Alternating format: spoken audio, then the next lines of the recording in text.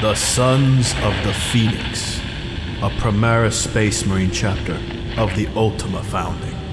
A devoutly loyal chapter, which despite all of their valorous service, is haunted by a pernicious rumor. Despite countless glorious crusades against the Xenos and Heretic, they are still doubted by some within the Imperium.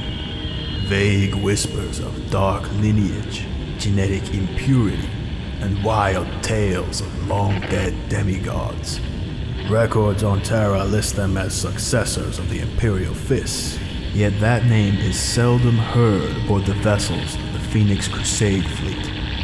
And when reports surfaced that they had found their Phoenix, forces of the Inquisition were alarmed. The intercepted messages of the Space Marines mentioned finding their father trapped in some kind of Necron prison. Could they have really found a Primarch? Yet they often refused communication with Imperial forces. What could this chapter of pristine record have to hide? Why would they conceal the glorious return of one of the Emperor's sons?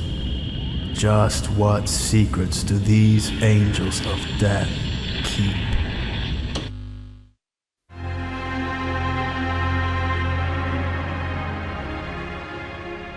This is my Sons of the Phoenix Primaris Space Marine Army from Warhammer 40,000 10th edition.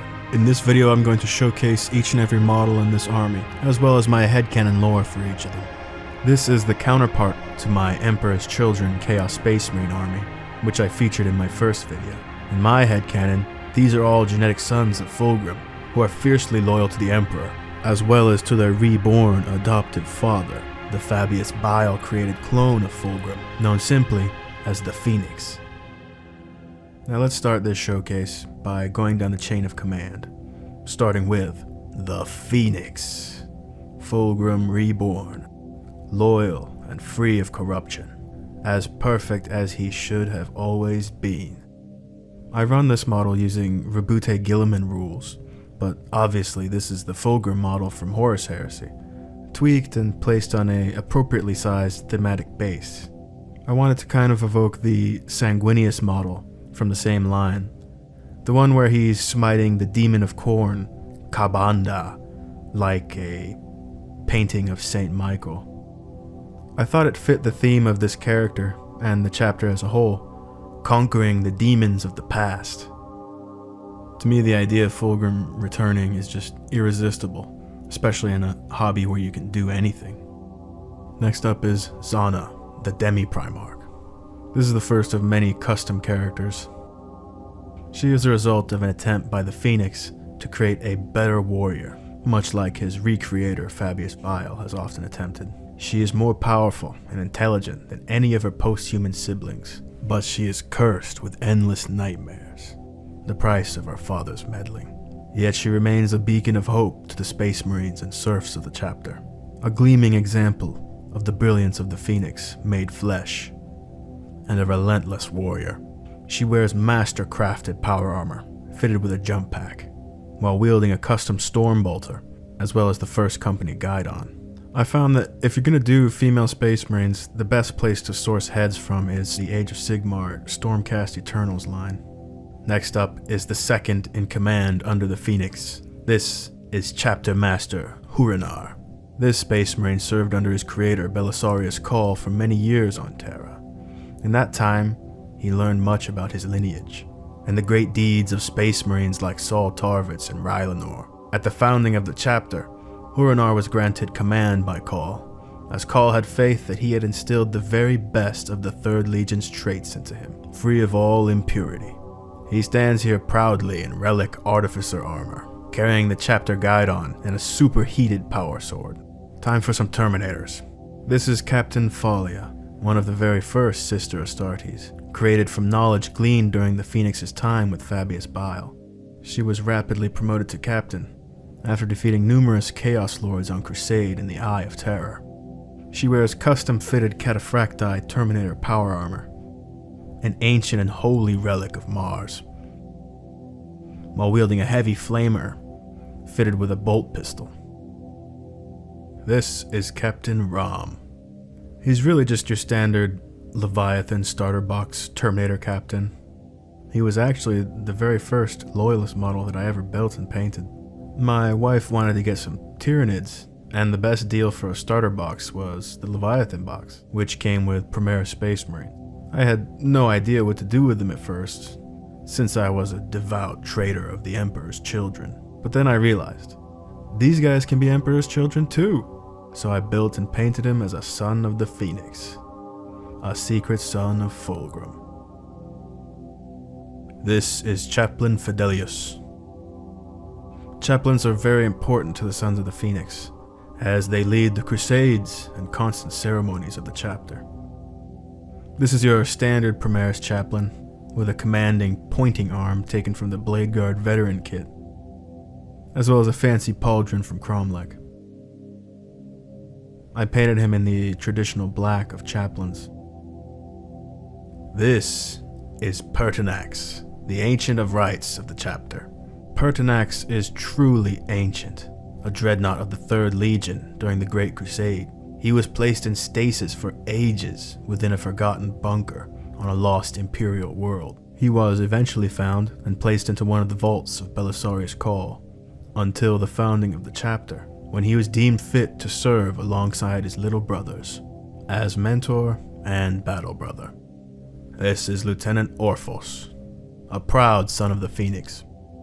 He serves in the Blade Guard squad that protects Chapter Master Huranar, thus his choice in war gear. I painted his helmet with the standard Codex compliant marking, because in my mind these guys would do whatever they can to look normal, to keep suspicion at bay, lest they be endlessly hounded by inquisitors. Now let's take a look at that Blade Guard veteran squad I mentioned. These are the elite swordsmen of the chapter. So skilled are they in bladecraft that it has become a custom within their order to forego the traditional storm shield in favor of an additional power sword, making them incredibly dangerous in close quarters. They hack and burn the foe in glorious dances of flaming death, all for their father and his father on Terra.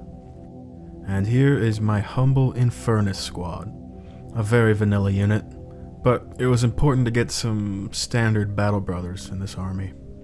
Plus their weaponry is very thematic for the chapter, as the Sons of the Phoenix, much like their cousins the Salamanders, have a love for holy Prometheum fire, which cleanses all sin, leaving only ashen purity.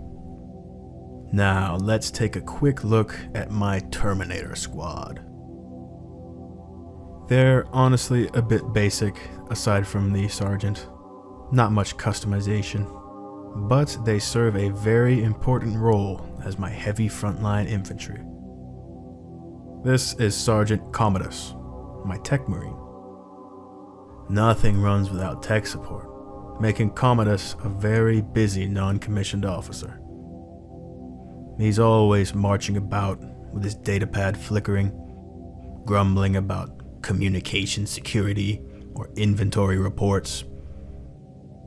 The blood of the Primarch runs a bit thin in this guy. Now let's take a look at the heavier units. Here's my Ballistus Dreadnoughts. I've got 2 of these, with very slight variation between the 2 of them. The worst part about painting Loyalists is having to paint the same exact thing multiple times. Monotony. Here we have an absolutely baroque Rhino transport. I built it using the Sisters of Battle Rhino kit, with some old school resin doors from Forge World. The Sisters of Battle Rhino is a great box for anyone playing fancy Space Marines, like Blood Angels or Sons of the Phoenix. Now stepping it up a notch, this is my Repulsor Executioner. This army needed a big tank with a big gun, so I picked up this. It's honestly freaking huge. It's about as big as a Land Raider, and carries just about as many troops as one. I was a bit low on bits when I built this one, so it doesn't have much custom stuff.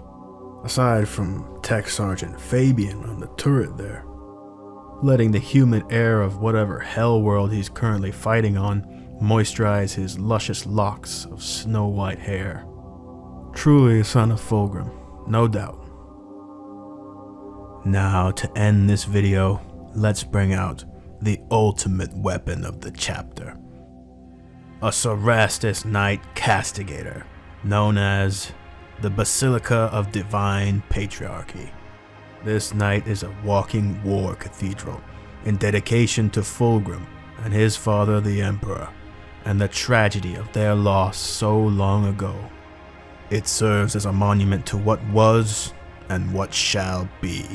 The Sons of the Phoenix rejoice whenever this ancient machine of war joins them on the field of battle, as imperial hymns and Camosian melodies ring from its high steeple, while traitor sons of the demon Primarch quail at the sight of this bastion of hope, the visages of the Divine Fathers burning their souls with shame. I built this model to convey the religious beliefs of the chapter in my headcanon. They worship the Emperor and revere their father Fulgrim, but see his fall more like a Christ-like tragedy than a personal failing on his part. They seek to redeem him through destruction, thinking that perhaps they could slay him forever with enough faith. Take a look at the base and you'll see some ancient remains of traitors stomped into the dirt. They seek to burn away the sins of the past, the sins of their father, through eternal war against the forces of Slaanesh, which is why they're constantly on crusade in and around the Eye of Terror, always searching for the demon Primarch or his sons, so that they may once and for all free them from their evil god of excess, via heavy flamer and power sword.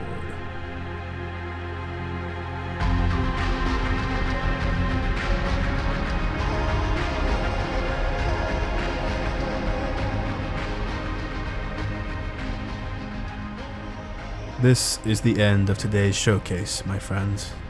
I hope you enjoyed my completely non-canon take on this lovely chapter. Let me know in the comments if you have any questions about any of these miniatures or the hobby in general. And remember, this chapter may be canon, but all of this fluff that I've been talking about is not. So please don't cite the Lexicanum on me in the comments. I think my next video will be on kit bashing characters, so stay tuned for that. Anyways, thank you very much for watching, and until next time, Sons of the Phoenix, from the fires of war, we rise.